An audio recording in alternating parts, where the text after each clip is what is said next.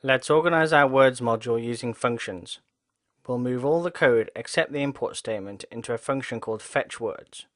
You do that simply by adding the def statement and indenting the code below it by one extra level.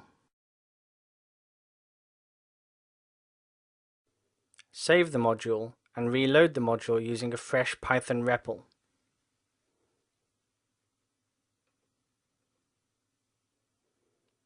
The module imports, but the words are not fetched until we call the fetchWords function.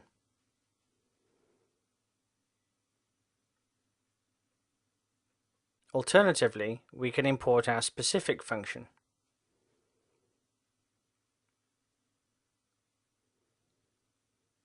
So far so good, but what happens when we try to run our module directly from the operating system shell?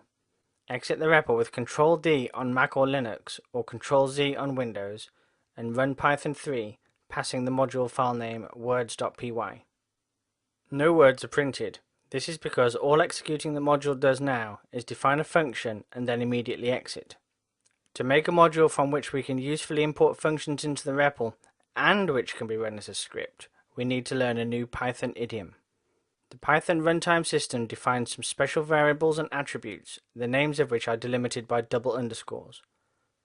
One such variable is called double_name and gives us the means for our module to detect whether it has been run as a script or imported into another module or the REPL.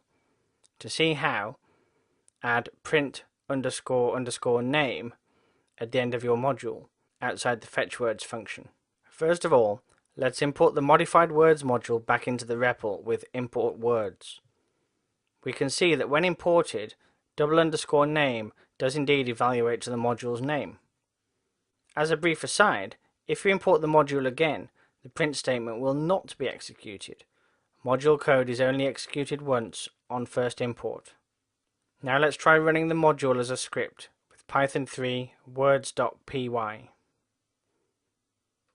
Now the special name variable is equal to the string main, which is also delimited by double underscores. Our module can use this behavior to detect how it is being used. We replace the print statement with an if statement which tests the value of double_name, and if it is equal to double_main, executes our function. Now we can safely import our module without unduly executing our function, and we can usefully run our function as a script.